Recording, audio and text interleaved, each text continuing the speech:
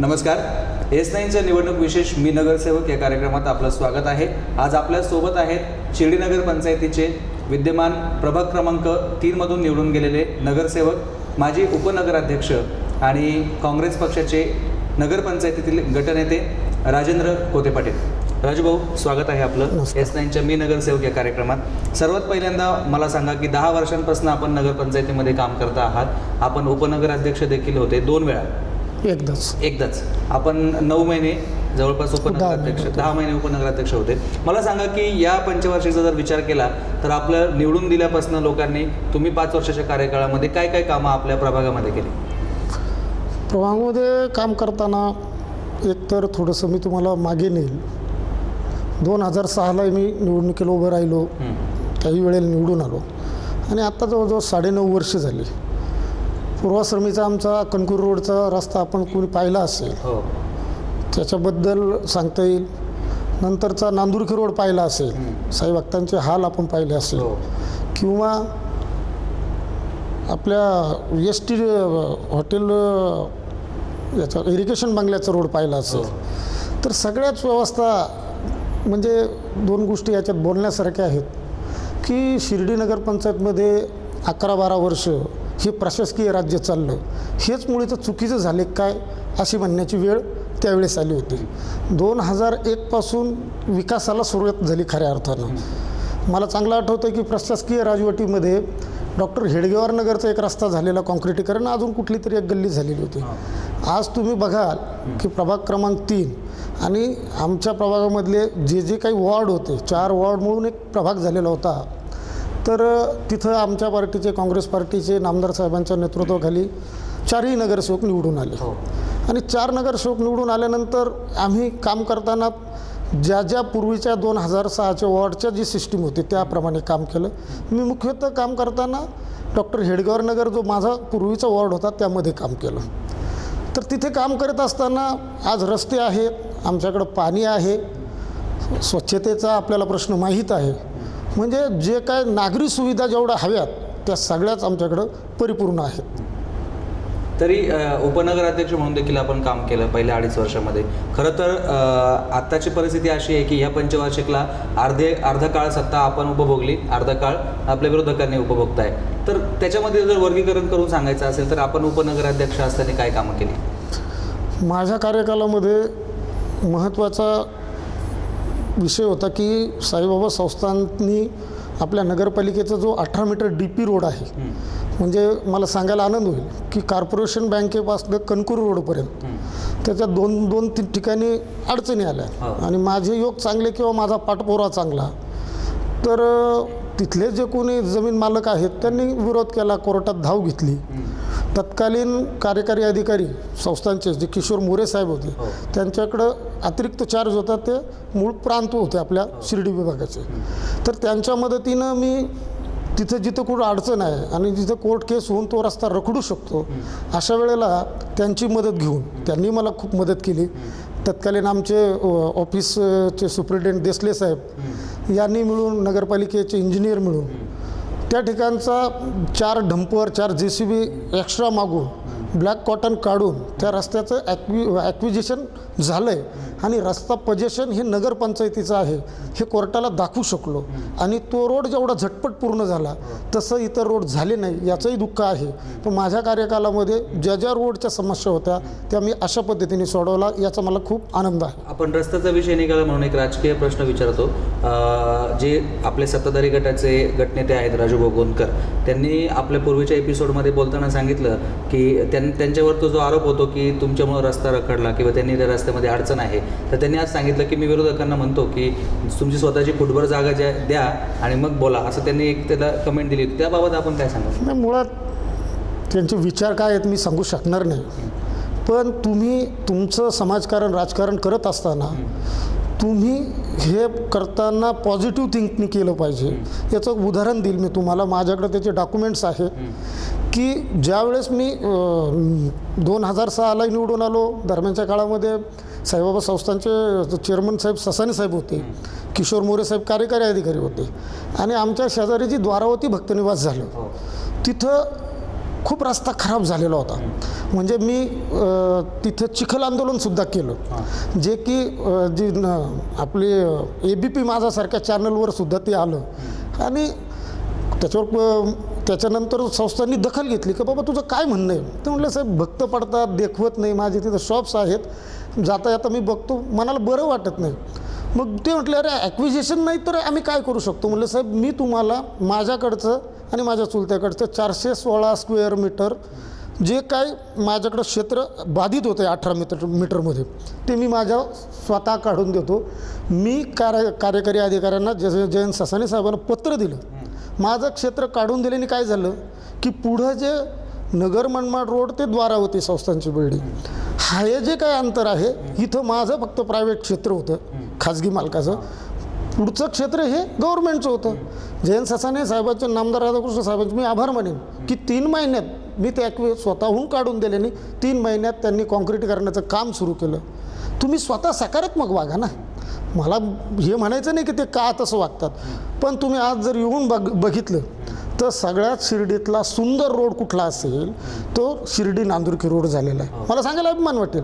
आणि त्याच्यानंतर पुढच्याही लोकांनी विजयभाऊ कोते माजी उपनगराध्यक्ष त्यांनी लोकांना प्रोत्साहित केलं. आज सगळ्यात जास्त लांबीचा रस्ता जो शिर्डीच्या नगर मनमाड रोडपासून तर आपल्या नगरपंचायतच्या हद्दीपर्यंत म्हणजे नांदुरकीच्या शिवेपर्यंत पूर्ण कॉन्क्रीटीकरण झालं. कसं वाटतं जाताना येताना त्याचे फ्लड लाईट बघताना. नगरसेवक म्हणून तुमची ती जबाबदारी असली पाहिजे. तुम्ही हे नाही म्हटलं पाहिजे की 1 गुंठा जातोय की 2 गुंठे जातो, सकारात्मक पुढे या. ठीक आहे, दुर्दैवाने असं म्हणले की एखाद्याचा 1च गुंठा आहे आणि तो जर बेघर होत असेल तर त्याच्या बाबतीत मी समजू शकतो, पण ज्याचं मागं एकरांनी पडले आणि तो गुंठ्यावर जर तिथं थांबत असेल तर हे दुर्दैव म्हणायला लागेल. आणि अशी माणसं काय विकास साधणार आहे हे आता आपण बघा. सकारात्मक दृष्टिकोन ठेवून राजकारण केलं पाहिजे. एवढे एकर बरं असताना गुंठ्यासाठी भांडलं नाही पाहिजे असंही देखील आपण सल्ला या निमित्ताने दिलाय.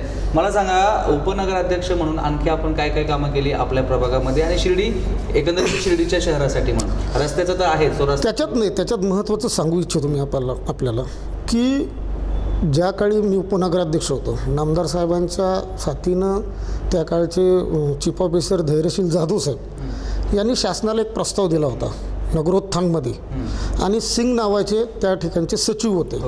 माझ्याकडं त्याचं ऑन रेकॉर्ड आहे. त्या बैठकीला माझे आणि त्या काळचे बांधकाम समितीचे सभापती उत्तम भैया कोते यांच्या सह्या आहेत. आणि त्या काळी 22 कोटी रुपये निधी त्या वेळेला आम्हाला मंजूर झाला. आमदार साहेबांचे प्रयत्न होते आणि आमच्या सगळ्यांचे यशस्वी प्रयत्न होते. तिथं गेल्यानंतर मात्र त्या अधिकाऱ्यांनी मला एक प्रश्न विचारला, अरे आम्ही तुम्हाला रस्त्याला पैसे देतो, पण राज्यावर जेव्हा आम्ही येतो तेव्हा तुम्ही त्या रस्त्यावर घाण टाकू नका. थोडंसं वाईट वाटलं, पण तेव्हा मी त्या अधिकारी सचिव साहेबांना म्हटलो की साहेब आमचा 16 कोटी रुपयाचा घनकचऱ्याचा प्रकल्प जो आहे तो शासनाकडे प्रलंबित आहे, तो आजही मार्गी लागला नाही. आम्ही प्रयत्न केले, लागला नाही, याचं दुर्दैव आहे. उपनगराध्यक्ष म्हणून आपण आणखी काय काम केलं? उपनगराध्यक्ष म्हणून काम करताना सामाजिक आणि हे करत असतानाच शिर्डी नगर पंचायतमध्ये तुम्हाला एक नक्की सांगतो की कुठलाही सीझन आला, शिर्डीत गर्दी कधी होते तर उत्सवाच्या काळात होते, डिसेंबरला होते, दिवाळीत होते. जे आपल्याकडे जे कंत्राटी कामगार होते त्यांच्या देण्यावरून, तसं तर कुठंही त्यांचं जे ठेका होता त्यातल्या कुठल्याही रुपयाला आपण कमी देत नसायचो, पण त्यांना माहीत होतं की गर्दी झाली की इथली यंत्रणा हातबल होती आणि दरवेळेला ते लोक आंदोलन करायचे. आणि असंच माझ्या कार्यकालामध्ये त्यांनी आंदोलन केलं. आंदोलन केल्यानंतर कचराही साचला आणि माझ्या काळात झालेल्या कचऱ्याचे कलर फोटो वर्तमानपत्रात आले. म्हणजे प्रश्न तेव्हाचाही आहे. मात्र मला त्या काळी पुन्हा आपले अजय मोरे साहेबांनी आणि राहत्याचे नगराध्यक्ष कैलास बापू सदाफळे यांनी खूप साथ दिली. त्यांनी मला वेळेवर राहत्याचे लांडगे म्हणून ठेकेदार उपलब्ध करून दिले आणि तो कचऱ्याचा प्रश्न जो 10-12 दिवस लांबला होता तो मी एकदम पटकन सुटला असं म्हणायला हरकत नाही. आणि त्यावेळे कॉम्रेड नेते राजेंद्र भावके त्यांनी मला सहकार्य केलं. मात्र त्यातनं काय झालं की 1 महिनाभर जे आपल्याकडे काम करणारे कर्मचारी जेव्हा घरी बसले त्यांना त्याची जाणीव झाली आणि त्यानंतर त्यांनी कुठलंही आंदोलन केलं नाही. अभय शेळके पाटलांनी जे स्वच्छतेचे पुरस्कर्ते त्यांनी माझं सभागृहात येऊन त्यासाठीचं अभिनंदन केलं. खरं तर आम्हाला कर्मचाऱ्यांविषयी काही हे नव्हतं, मनात काही तेढ नव्हती, पण ती लोक अडवणूक करायची. जेव्हा भक्तांची गर्दी व्हायची त्याच काळात आंदोलन करायचे. उपनगराध्यक्ष असताना देखील आपण कर्मचाऱ्यांच्या बाबतीतला जो विषय आहे, हे कर्मचाऱ्यांना देखील एक वेगळी भूमिका घेऊन देखील आपण त्यांना जमिनीवर आणण्याचं काम केलं. त्याच्यामुळे आंदोलन भविष्य काळात झाले नाही. तिथून पुढे झालीच नाही. मला सांगा, कचऱ्याचा जो प्रश्न आहे तो पहिल्या 2.5 वर्षातही होता आणि आत्ताही आहे, पण तो आत्ता प्रकर्षानं जे आत्ताचे सत्ताधारी आहे त्यांना तो जास्त जाणवतो आणि ते तुमच्यावरती उलट आरोप करतात की याच्यामध्ये राजकारण आहे किंवा आम्हाला दुसऱ्या ठिकाणी कचरा टाकू दिला जात नाही. तर या बाबतीत तुम्ही काय सांगा? नाही, याच्यामध्ये त्यांची भूमिका खरं तर काय असतं, कचरा हा विषय असा आहे की आपल्याकडं प्रकल्प नाही आणि प्रकल्प नसल्यामुळे त्याची अडचण आहे. ज्या गोष्टीने आपण त्याला सामोरं जातो ती कायद्यात तरतूद आहे किंवा बसती मला माहीत नाही. पण पूर्वी आपण काय करायचो, एखाद्या शेतकऱ्याला तो कचरा वर्गीय करून, प्लास्टिक त्याच्यात नसायचं, पण जो ओला कचरा आहे तो आपण डंप करायचो आणि डंप करून त्याच्यावर माती टाकायचो. पुढं त्या डंप केलेल्या कचऱ्याची ही मातीच व्हायची. कोराळं शिवारामध्ये असे खूप खड्डे ज्या लोकांनी मुरुम विकला, असे खड्डे आपण शोधायचो आणि त्यात तो कचरा डंप करायचो. डंप केल्याने त्या माणसाने त्याची खोल गेलेली जमीन वर यायची. वर आल्यानंतर तो थोडक्या पैशात ऐकायचा आणि तो काय ओला कचरा, जो खत होणारा कचरा होता, त्याच्यामुळे लोकांचा विरोध नसायचा. आणि अशा प्रकारे ग्राउंडला जाऊन, फक्त त्याच्या बाबतीत एक मला सांगावं लागेल की ते काम जे आहे ते ग्राउंडला जाऊन करण्याचं आहे. शेतकऱ्यांना संबंधित भेटणं, त्याच्यावर टाकायच्या मातीची उपलब्धता करणं, ही सगळी गोष्ट आपण स्वतःहून करायची आणि ग्राउंडला. ते फक्त एखाद्या अधिकाऱ्याकडून त्याची अपेक्षा करणं चुकीचं आहे.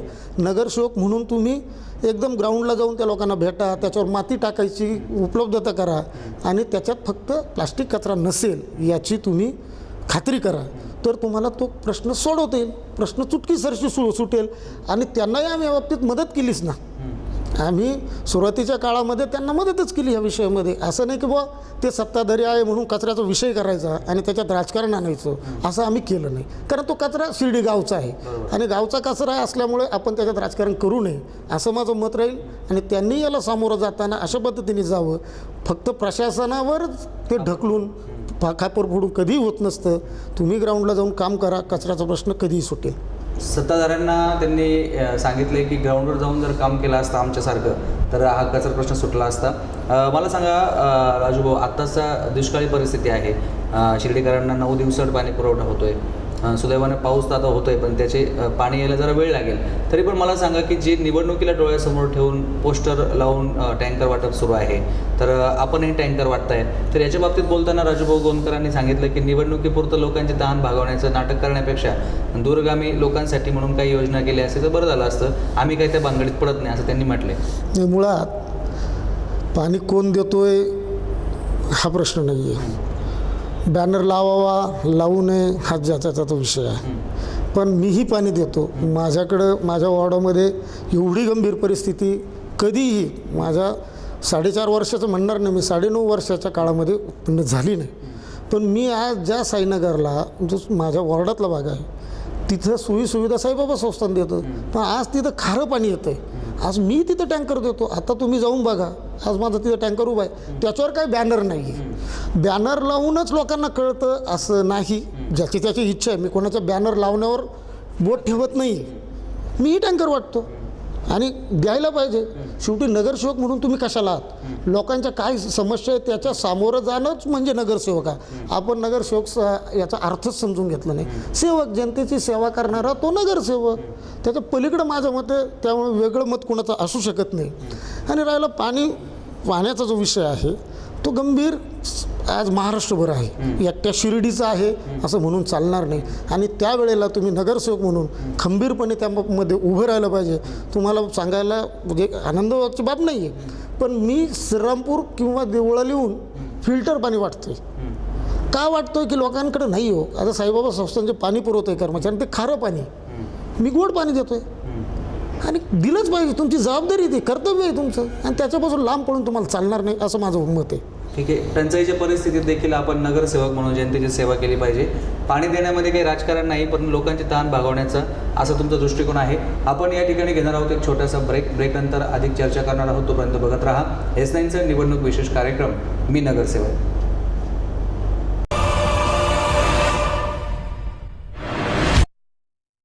नमस्कार, मी Dilip Wakchaure, hotel kings grand व S9 न्यूज चॅनल आम्ही दोघे मिळून प्रश्नमंजुषा कार्यक्रम सुरू करत आहोत. तर आपणा सर्वांना आव्हान आहे का प्रश्नमंजुषा कार्यक्रम सुरू करत आहे तर आपण सर्वांनी उत्तर देऊन आमच्याकडं दुपारी जेवणाचा या संध्याकाळी जेवणाचा लाभ घ्यावा. हॉटेल केबीज ग्रँड प्रश्नमंजुषा स्पर्धेमधील आजचा प्रश्न आहे, सुप्रसिद्ध मीनाश्री मंदिर कोणत्या राज्यामध्ये आहे? ए ओडिसा, बी केरळ, सी तामिळनाडू.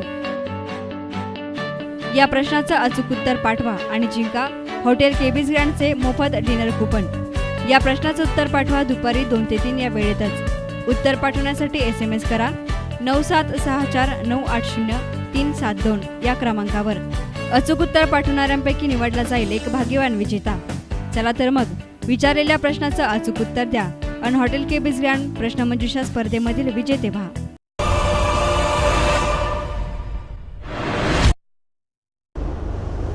ब्रेकनंतर मी नगरसेवक या कार्यक्रमात पुन्हा एकदा आपलं स्वागत. विद्यमान नगरसेवक राजेंद्र कोते आपल्यासोबत आहेत, काँग्रेसच्या गटाचे. राजू भाऊ, ब्रेकला जाण्यापूर्वी आपण रस्त्यांच्या संदर्भात बोलत होतो.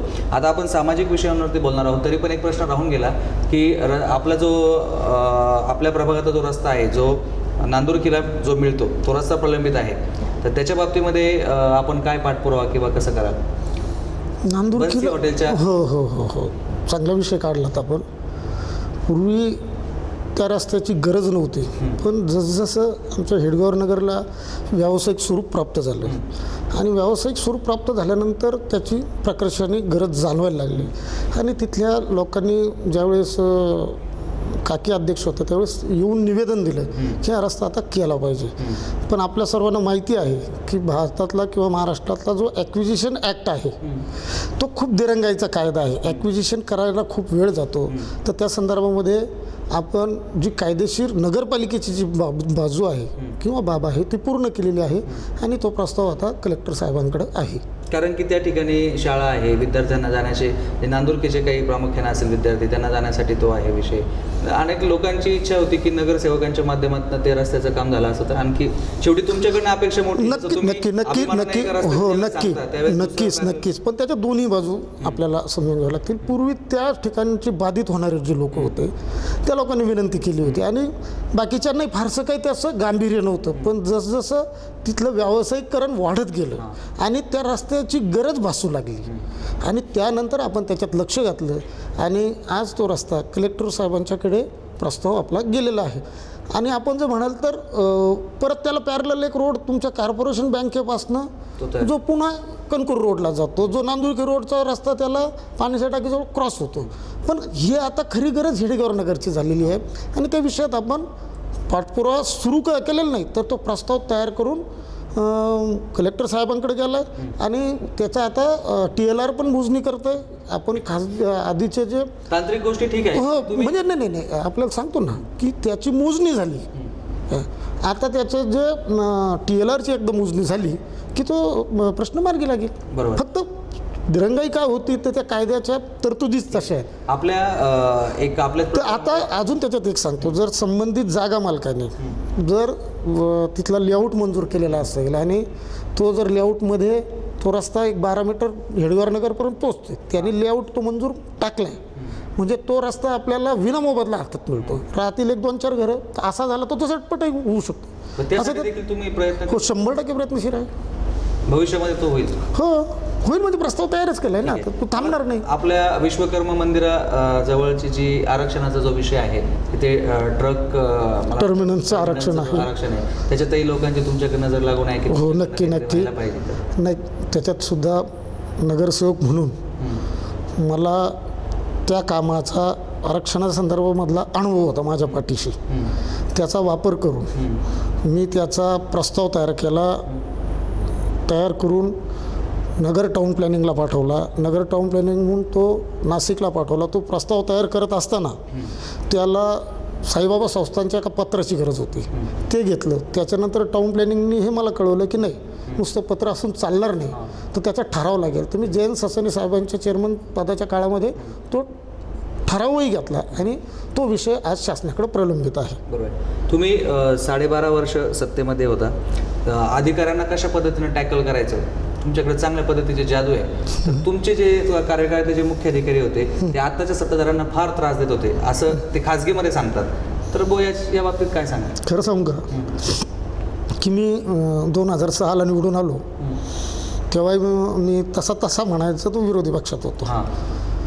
आणि एक लक्षात आलं काम करताना की नगरसेवकाची मर्यादा किती आहे. प्रत्येक कागदावर सही तर चीफ ऑफिसरची होती, तिथल्या इंजिनियर्सची होती, प्रस्ताव ते तयार करता आणि मग एखादा कार्यकारी अधिकारी चीफ ऑफिसर जे साहेब असतील त्यांच्याशी संबंध चांगले असले पाहिजे जेणेकरून आपल्या जनतेची कामं ही झटपटने गेली पाहिजे. तुम्ही काय अधिकाऱ्याला व्यवस्थित ट्रीट करा. अहो मी सांगतो ना साहेब तुम्हाला की 22 कोटीचं त्या सचिव हसून म्हटले की आम्ही तुम्हाला निधी देतो मंजूर, त्याचा उशीर मंजूर झाला तर आम्ही देतो, मग त्याच्यावर कचरा टाकू नका. शेवटी त्या चीफ ऑफिसरने केलेली मेहनत होती. हो मला सांगा नगराध्यक्षाला तांत्रिक बाबी किती माहीत असतात, बरोबर. नगरसेवकाला त्यातलं किती ज्ञान असतं, प्रस्ताव कोण तयार करतात, तिथले इंजिनियर तयार करतात, शासनाच्या नगरोत्थानमधून काय स्कीम आहेत नगरसेवकाला माहीत असतात का? नाही.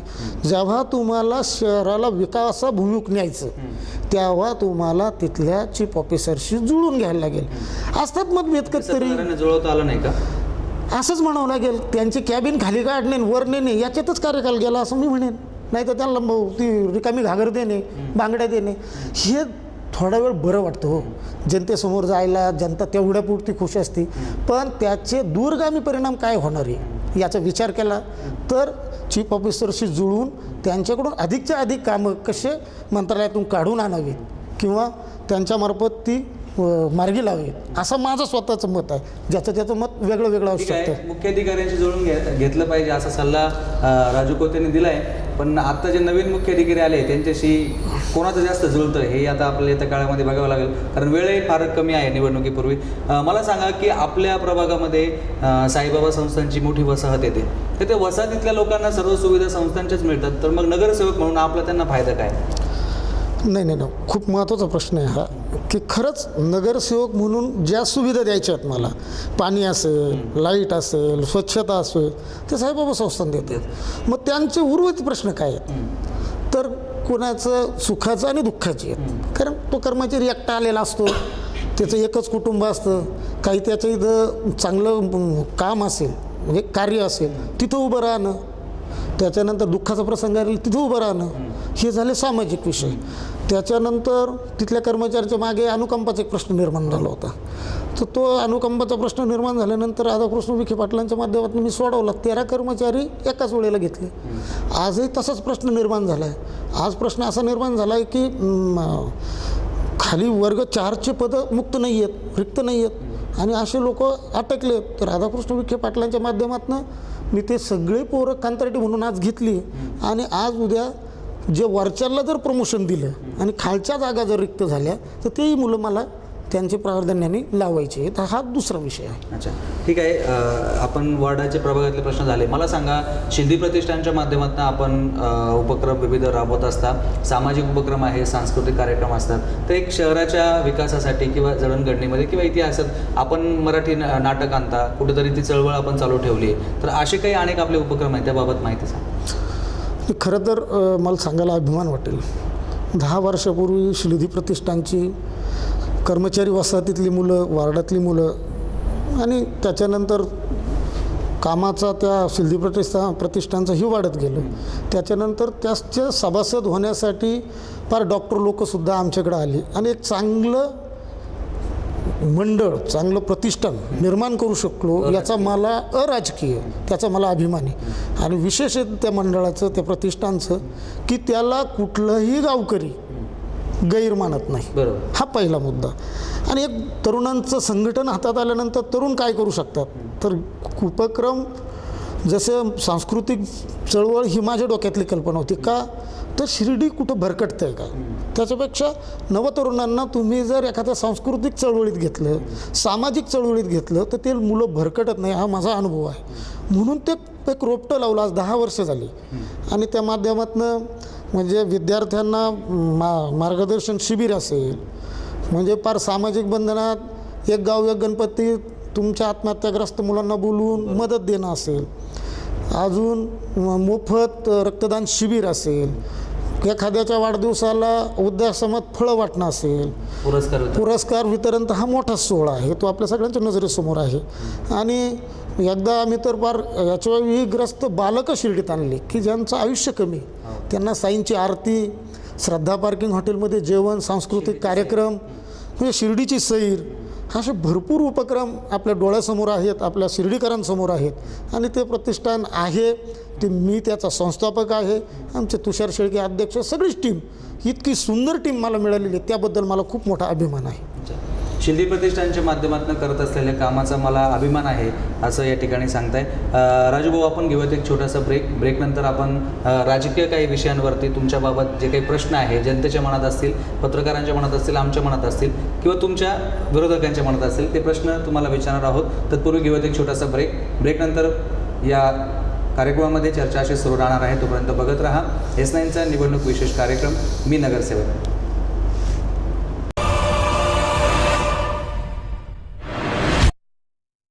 नमस्कार, मी दिलीप वाकचौरे, हॉटेल केबीज ग्रँड व S9 न्यूज चॅनल आम्ही दोघे मिळून प्रश्नमंजुषा कार्यक्रम सुरू करत आहोत. तर आपणा सर्वांना आव्हान आहे का प्रश्नमंजुषा कार्यक्रम सुरू करत आहे तर आपण सर्वांनी उत्तर देऊन आमच्याकडं दुपारी जेवणाचा या संध्याकाळी जेवणाचा लाभ घ्यावा. हॉटेल केबीज ग्रँड प्रश्नमंजुषा स्पर्धेमधील आजचा प्रश्न आहे, सुप्रसिद्ध मीनाक्षी मंदिर कोणत्या राज्यामध्ये आहे? A. Odisha, B. Kerala, C. Tamil Nadu. या प्रश्नाचं अचूक उत्तर पाठवा आणि जिंका हॉटेल केबीज ग्रँडचे मोफत डिनर कुपन. या प्रश्नाचं उत्तर पाठवा दुपारी 2 ते 3 या वेळेतच. उत्तर पाठवण्यासाठी SMS करा 9764980372 या क्रमांकावर. अचूक उत्तर पाठवणाऱ्यांपैकी निवडला जाईल एक भाग्यवान विजेता. चला तर मग विचारलेल्या प्रश्नाचं अचूक उत्तर द्या आणि हॉटेल केबीज ग्रँड प्रश्नमंजुषा स्पर्धेमधील विजेते व्हा.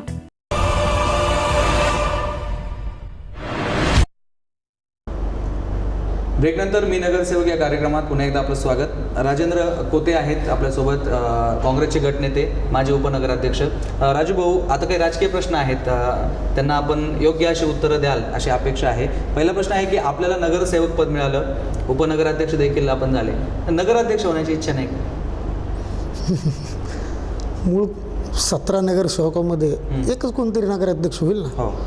बाकीच्या 16च्या मनामध्ये होणार, मी कधीतरी झालं पाहिजे. आणि ती संधी नेतृत्व देत असतं. पुन्हा आरक्षण आहे, समजा आज जनरल होतं, पुरुष झाला असता, 50% महिला होत्या, तो चान्स गेला. शेवटी काही विषय हे आपण याच्यावर दैवावर पण सोडले पाहिजे. बरोबर. साईबाबांच्या कृपेने सगळं काही मिळालं आहे तर नगराध्यक्षपदही मिळेल की काही सांगता येत नाही. तुम्ही जनतेबरोबर राहा, पुन्हा आले तर पुन्हा संधी. विषय असा आहे, 17 लोकांचा आपण उल्लेख केला किंवा 17 लोकांमधून कसं मिळेल, तर आपण जर असं काहीतरी काम केलं तर पक्ष नेतृत्वाच्या डोळ्यातही आपलं काम भरलं तर नगराध्यक्ष देखील करतील. नक्की करतील, त्यात काही वाव नाही. शिर्डीमध्ये काम करत असताना प्रामुख्यानं जे नेते आहेत त्यांची वर्गवारी होते की हा यांचा समर्थक, तो त्यांचा समर्थक. नेमकं तुम्ही कोणाचे समर्थक, कैलास बापू कोतेंचे की डॉक्टर सुजय विखेंचे? दोघं आम्ही एकाच पार्टीत काम करतोय. डॉक्टर सुजय विखे आमचे जिल्ह्याचे अध्यक्ष आहेत आणि जिल्ह्याचे आमचे राज्याचे नेते राधाकृष्ण विखे पाटील यांचे चिरंजीव आहेत. त्यांना एक कौटुंबिक वारसा आहे आणि त्यांचा वारसा ते आहेत. तुम्ही त्यांची गुणवत्ता सगळ्यांनी बघितलेली, सुजयदादांची पण. आणि शिर्डीत काम करताना कैलास बापू साहेबांच्या नेतृत्वाखाली काम करत होते. आम्ही सगळे एकच आहोत. त्याच्यामुळे असं म्हणता येणार नाही आपल्याला की सुजयदादा की बापू, आम्ही एकच आहोत आणि एकच राहणार आहोत. पण त्याच्यात तुम्ही मनात काही शंका आणू नका. सुजयदादा विखे पाटील ज्या वेळेपासून तालुक्याच्या राजकारणामध्ये काम करण्यास सुरुवात केली आणि तेव्हापासून आपण बापूंचे कमी आणि दादांचे जास्त असं दिसतं. नाही, असं नाहीच आहे. मुळात बापू, आम्ही, दादा प्रत्येक मिटिंग बरोबरच करतो. वेगळं असं दिसतं मला नाही वाटलं. आपलं काय असं वेगळं नाही असं म्हणता. संभाव्य परिस्थितीमध्ये जर कैलास बापू कोतेंनी वेगळा पॅनल उभा केला, वेगळी चूल मांडली, मग तुम्ही कोणाच्या मागे जा? मी 100% सांगतो की कैलास बापू कोते वेगळी चूल मांडणारच नाही. तरी पण मांडणारच नाही म्हटलं तरच विषय राहिलाच कुठं. परिस्थिती जर निर्माण झालीच तर तुम्ही कोणाच्या मागे जाल? मुळात अशी परिस्थितीच निर्माण होणार नाही, मला खात्री आहे. अशी परिस्थिती निर्माण अशी होणार परिस्थिती नाही. निर्माण होणार नाही. कारण समाजकारण करताना मी ज्या पदावर आहे, दादांचं बापूंचं जे ट्युनिंग आहे मी ते जवळून पाहतो आणि त्याच्यामुळं असं भविष्यात एक पत्रकार म्हणून तुम्हाला का वाटतं मला तेच कळेना. असं नाहीच आहे तर आपण का मनात असं आणताय? असतं की तुम्ही मीटिंग तुमच्या समोर होतात, तुम्हाला माहीत असतं, आणि काही गोष्टी ज्या जनतेतही चर्चा आहे कदाचित तुम्हाला माहीत नसेल किंवा आपल्या विरोधकांमध्ये चर्चा होते, किंवा एक बापू म्हटल्यानंतर शिर्डीचं राजकारण समीकरण आहे, त्यांच्याकडे बघताना विधानसभा निवडणुकीमध्ये जर काही अशा गोष्टी घडल्या की त्यावेळेस असं वाटत होतं की कैलास बापू कोते विधानसभा निवडणूक लढवतात की काय, ज्या पद्धतीनं असं जे राजकीय समीकरणं किंवा असं चर्चा होती त्याच्यावरून असं वाटतं की नगरपंचायत इलेक्शनमध्ये देखील बापूंच्या समर्थकांना जर तिकीट मिळालं नाही तर बापू वेगळी चूल मांडू शकतात. त्याच्यावरती हा प्रश्न होता. ठीक आहे, पण तुम्ही तसं होऊ देणार नाही असं तुमच्या ह्याच्यातून तरी मला वाटतंय. काँग्रेसकडे एक कैलास बापू कोते म्हटलं की हा एक चेहरा सक्षम नेतृत्व, लोकमान्य नेतृत्व असं आहे, पण त्या तुलनेमध्ये विरोधी जे आहेत आत्ताचे सत्ताधारी त्यांच्याकडे नेत्यांची फळी मोठी आहे. तर आपल्याकडे फक्त बापू सोडलं तर दुसरे नेते दिसत नाही. नाही, तसं म्हणता येणार नाही. काय झालं आहे की आम्ही एकाच संघटनेबरोबर काम करतो, राधाकृष्ण विखे पाटील साहेबांच्या संघटनेत काम करतो. ते काम करत असताना आम्ही एक युनिट म्हणून काम करतो. विरोधकांकडं तसं नाही आहे, ते पर्सनली कोणीतरी आहे आणि त्याच्यामुळं तुम्हाला असं वाटतं की हे एक नंबर, ते 2 नंबर, नंबरिंग नाही सांगत की हे एक नेते, ते एक नेते, ते एक नेते, असं आमच्याकडं संघटनेमध्ये असं काही नाही. संघटना प्रमुख राधाकृष्ण विखे पाटील जो निर्णय घेतात तो आम्ही फॉलो करतो. त्याच्यामुळं त्याच्यात वेगळे पण दिसत नाही आणि त्याच्यामुळं मला असं वाटतं की आपल्याला तसं दिसतंय की विरोधकांचे प्रत्येकजण वेगळे वेगळे आहे आणि त्याच्यामुळं वाटतं तुम्हाला तो प्रत्येकजण नेता आहे, पण आमच्याकडं नेतृत्व एकच आहे. बरोबर, तुमचं नेतृत्व एक आहे त्याच्यामुळे तसं वाटत असेल कदाचित. प्रभावी विरोधक किंवा गटनेता म्हणून तुम्ही फारसं वावरताना दिसत नाही, किंवा आंदोलनं म्हणा किंवा काय सत्ताधाऱ्यांच्या विरोधात, त्याला काय कारण? नाही, मूळ असं आहे की आंदोलनं कुठल्या विषयात करावीत. कचरा शिर्डीचा एक सामाजिक प्रश्न म्हणून बघू आपण त्याच्याकडे. नुसतं मी उठेल आणि कचरा कोणाच तरी दारात टाकेल म्हणजे आपण म्हणू नगराध्यक्ष, हे चुकीचं आहे. त्याला तुम्ही एक नगरसेवक म्हणून सकारात्मक पुढे गेलं पाहिजे. त्याला उत्तर शोधण्यामध्ये आपणही त्यांना मदत केली पाहिजे, कारण तो विषय गावचा आहे, तो एकट्या नगराध्यक्षांचा आहे असं म्हणून चालणार नाही. आणि त्याच्यामुळे मला असं वाटतं की आंदोलन करणं त्या विषयावर योग्य नाही. राहिला दुसरा विषय जो आहे पाण्याचा, आज तुम्ही सगळेच बघतो की काय पाण्याची आपली सगळ्यांची अवस्था आहे, सगळ्या महाराष्ट्राची अवस्था आहे. आज मोठमोठ्या संस्था त्यासाठी निधी उभारत आहेत, मदतीचा हात पुढं करत आहेत आणि त्याचं आपण राजकीय भांडवल करावं का, हा मूळ विषय आहे. आणि मग असं जर असेल तर हा विषय कुठला असला पाहिजे जो समाजाशी निगडीत आहे. नगराध्यक्ष किंवा सध्याची बॉडी तो सोडवत नाही, आंदोलन होणार का नाही होणार?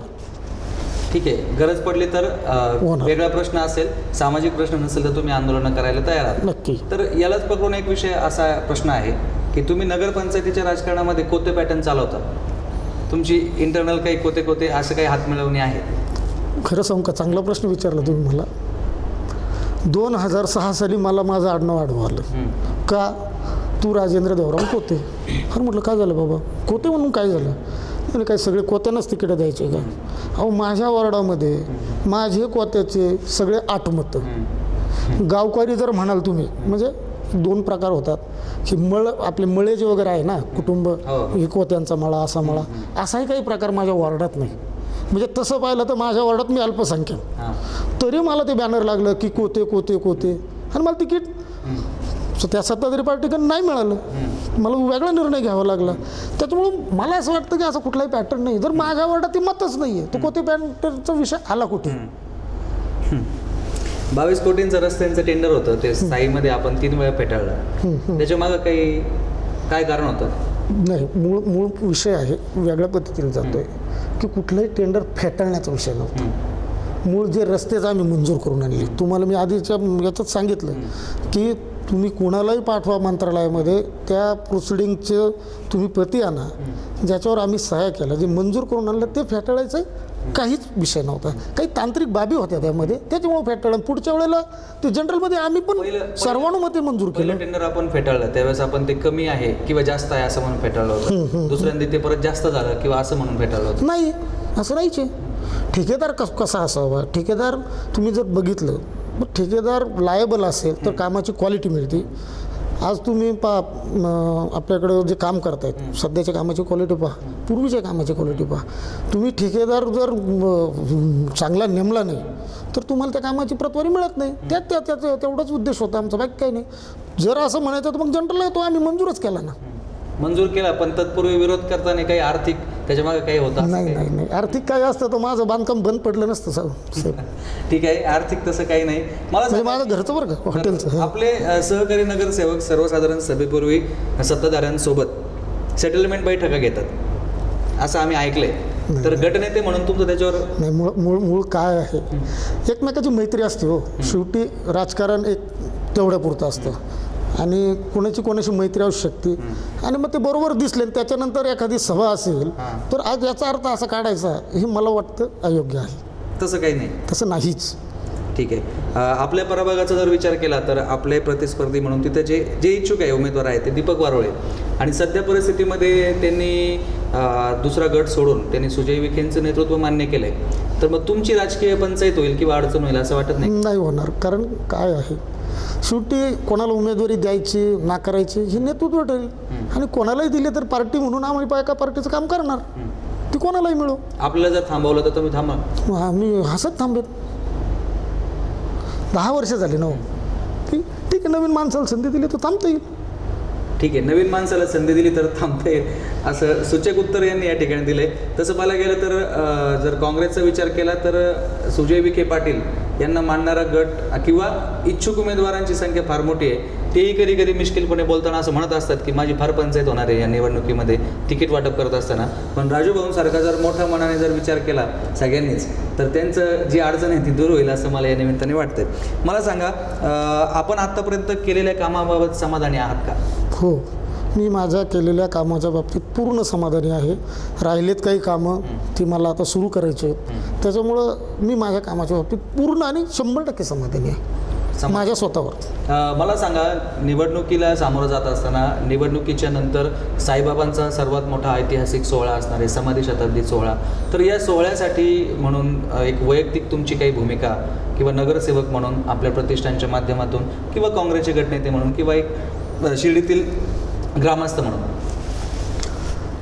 शताब्दी वर्षाच्या आपल्या मागच्या आपण जे डिबेट केली त्याच्यातही मी बोललो की त्याला आपल्याला सगळ्यांना मिळून सामोरं जावं लागेल. आणि मला आपल्या सर्वांचं अभिनंदन करूशी वाटतं की सगळ्या माध्यमांनी हा विषय एवढा उचलला आणि त्याच्यावर कुठंतरी काहीतरी कार्य होताना दिसतं आहे, त्या पद्धतीचं नियोजन होताना दिसतं आहे. फक्त त्यासाठी जर का एक सक्षम अधिकारीच एखादा वेगळा नेमता आला त्या दर्जाचा आणि त्यावर ती सगळी जबाबदारी दिली तर ते कामं नीटनेटकी होतील, लवकरात होतील. कारण तो अधिकारी तेवढ्याच कामासाठी असेल आणि तो संस्थांनी राज्य शासनाने लवकर न्यावा अशी माझी विनंती राहील. त्यामध्ये आपण त्याच्या बाबतीत आपले जे नेते आहेत त्यांच्याकडे पाठपुरावा करणं 100% करतोय. आता मागच्या वेळेला आपणही होता की त्यांनी सर्व अधिकाऱ्यांची माझे होते सेंट लॉरेन्स हॉटेलला बैठक घेतली, आपण सगळ्यांनी त्याचा डेमो बघितला.